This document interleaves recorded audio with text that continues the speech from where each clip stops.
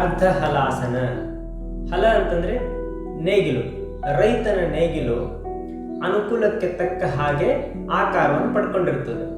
ಅದೇ ನೇಗಿಲು ಅರ್ಧ ಬೆಂಡಾದಾಗ ಯಾವ ರೀತಿ ಕಾಣ್ತದೆ ಆ ರೀತಿ ನಮ್ಮ ಶರೀರವನ್ನು ಅಭ್ಯಾಸ ಮಾಡಿಸೋದಕ್ಕೆ ನಾವು ಅರ್ಧ ಹಲಾಸನ ಅಂತ ಹೇಳ್ತೀವಿ. ಬನ್ನಿ ನೋಡೋಣ ಯಾವ ರೀತಿ ಅಭ್ಯಾಸ ಮಾಡಬೇಕು ಅಂತ. ಮೊದಲನೇದಾಗಿ ಮುಖ ನೇರ ಮಾಡಿ ಈ ರೀತಿ ಮಲಗಿರಬೇಕು.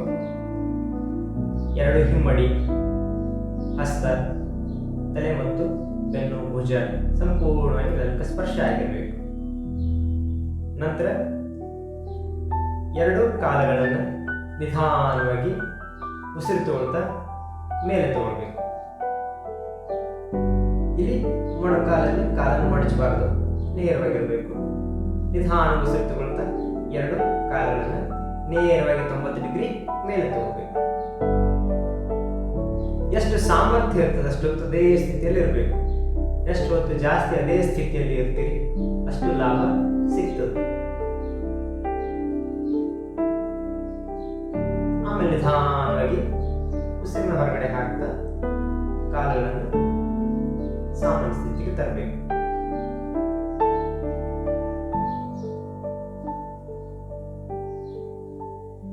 ಇದು ಅರ್ಧ ಹಲಾಸನ. ಅರ್ಧ ಹಲಾಸನವನ್ನು ನಾವು ಎರಡು ರೀತಿಯಲ್ಲಿ ಅಭ್ಯಾಸ ಮಾಡ್ತೀವಿ. ಒಂದು ದ್ವಿಪಾದ, ಇನ್ನೊಂದು ಏಕಪಾದ. ಯಾರಿಗೆ ನಡದ ಸಮಸ್ಯೆ ಇರ್ತದೆ, ಯಾರಿಗೆ ಡಿಸ್ಕ್ ಪ್ರಾಬ್ಲಮ್ ಅದು ಸ್ಪಾಂಡಿಲೋಸಿಸ್ ಸಮಸ್ಯೆ ಆಗಿರ್ಬೋದು ಅಥವಾ ಡಿಸ್ಕ್ ಸಮಸ್ಯೆ ಆಗಿರ್ಬೋದು, ಯಾರಿಗೆ ನಡದ ನೋವು, ಸೊಂಟದ ನೋವು ಇರುತ್ತದೆ, ಅವರು ಎರಡು ಕಾಲುಗಳನ್ನು ಒಟ್ಟಿಗೆ ಎತ್ತಬಾರದು. ಅವರು ಒಂದೊಂದೇ ಕಾಲನ್ನು ಮೇಲೆ ಎತ್ತಿ ಅಭ್ಯಾಸ ಮಾಡೋದ್ರಿಂದ ಅದು ನಡದ ನೋವಿಗೆ ತುಂಬ ಲಾಭಕಾರಿಯಾಗಿರುತ್ತದೆ ಮತ್ತು ನಡದ ನೋವಿನ ಸಮಸ್ಯೆ ಹೆಚ್ಚು ಆಗೋದಿಲ್ಲ. ಯಾವ ರೀತಿ ಅಭ್ಯಾಸ ಮಾಡಬೇಕು? ಮುಖ ನೇರ ಮಾಡಿಕೊಂಡು ಅದೇ ಪೊಸಿಷನಲ್ಲಿ ಮಲಗಿರಬೇಕು. ಮೊದಲನೇದಾಗಿ ಬಲಗಾಲನ್ನು ಉಸಿರು ತಗೊಳ್ತಾ ನಿಧಾನವಾಗಿ ಈ ರೀತಿ ಮೇಲೆ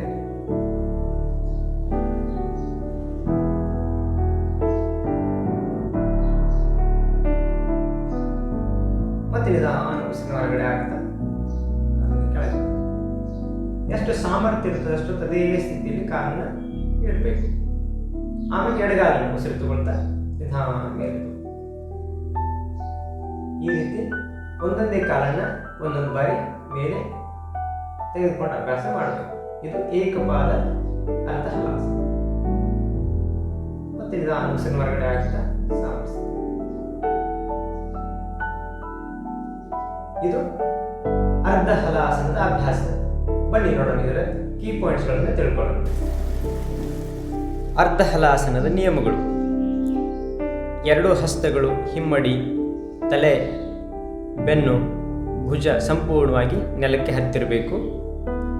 ಎರಡು ಕಾಲುಗಳು 90 ಡಿಗ್ರಿ ನೇರವಾಗಿ ಇರಬೇಕು.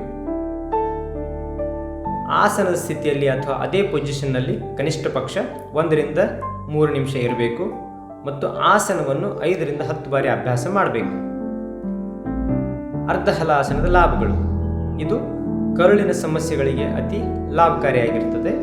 ಅದರ ಜೊತೆಗೆ ಜಠರಾಗ್ನಿಯನ್ನು ಪ್ರದೀಪ್ತಗೊಳಿಸುತ್ತದೆ. ಗ್ಯಾಸ್ ಟ್ರಬಲ್, ಮಲಬದ್ಧತೆ ಮತ್ತು ಬೊಜ್ಜುತನವನ್ನು ನಿವಾರಣೆ ಮಾಡುತ್ತದೆ. ಹೊಟ್ಟೆ ನೋವು ಮತ್ತು ಗ್ರಾಮೀಣ ಭಾಷೆಯಲ್ಲಿ ಇದನ್ನು ಬಟ್ಟಿ ಸರಿಯೋದು ಅಂತ ಹೇಳ್ತಾರೆ. ಈ ಹೊಟ್ಟೆ ಸಮಸ್ಯೆಯಲ್ಲಿ ಇದು ತುಂಬ ಲಾಭಕಾರಿಯಾದದ್ದು. ಅಷ್ಟೇ ಅಲ್ಲದೆ ಇದು ಹೃದಯ ರೋಗ, ಶ್ವಾಸಕೋಶದ ಅನೇಕ ಸಮಸ್ಯೆಗಳಲ್ಲಿ ಲಾಭಕಾರಿಯಾಗಿರುತ್ತದೆ. ಬೆನ್ನು ನೋವಿದ್ದವರು ಒಂದೊಂದೇ ಕಾಲಿನಿಂದ ಅಭ್ಯಾಸ ಮಾಡೋದ್ರಿಂದ ನಡದ ಅಥವಾ ಸೊಂಟದ ನೋವುಗಳಲ್ಲಿ ತುಂಬ ಲಾಭಕಾರಿಯಾಗಿರುತ್ತದೆ. ಜಾಗರೂಕತೆ: ಯಾರಿಗೆ ನಡದ ನೋವಿನ ಸಮಸ್ಯೆ ಇರ್ತದೆ ಅವರು ಎರಡೂ ಕಾಲುಗಳ ಬದಲಾಗಿ ಒಂದೊಂದೇ ಕಾಲನ್ನು ಎತ್ತಿ ಅಭ್ಯಾಸ ಮಾಡಬೇಕು. ಇದರ ಜೊತೆಗೆ ಯಾರಿಗೆ ನಡದ ನೋವಿನ ಆಪರೇಷನ್ ಅಥವಾ ಹೊಟ್ಟೆ ನೋವಿನ ಆಪರೇಷನ್ ಆಗಿರುತ್ತದೆ ಅವರು 6 ತಿಂಗಳವರೆಗೆ ಮತ್ತು ಸ್ತ್ರೀಯರು ಪಿರಿಯಡ್ಸ್ ಆಗುವಾಗ ಮತ್ತು ಗರ್ಭಿಣಿಯರು ಇದನ್ನು ನಿಧಾನವಾಗಿ ವೈದ್ಯರ ಸಲಹೆ ಮೇರೆಗೆ ಅಭ್ಯಾಸ ಮಾಡಬೇಕು. Thanks for watching your health channel. ಈ ಚಾನಲ್ ನಿಮಗೆ ಇಷ್ಟ ಆಗಿದ್ದರೆ ಲೈಕ್ ಮಾಡಿ, ಸಬ್ಸ್ಕ್ರೈಬ್ ಮಾಡಿ, ಬೆಲ್ ಐಕಾನ್ ಮೇಲೆ ಪ್ರೆಸ್ ಮಾಡಿ ಮತ್ತು ಶೇರ್ ಮಾಡಿ. ಆಯುರ್ವೇದ ಮತ್ತು ಯೋಗ ಆನ್ಲೈನ್ ಕನ್ಸಲ್ಟೇಷನ್ಗಾಗಿ ಕಾಂಟ್ಯಾಕ್ಟ್ ಮಾಡಿ.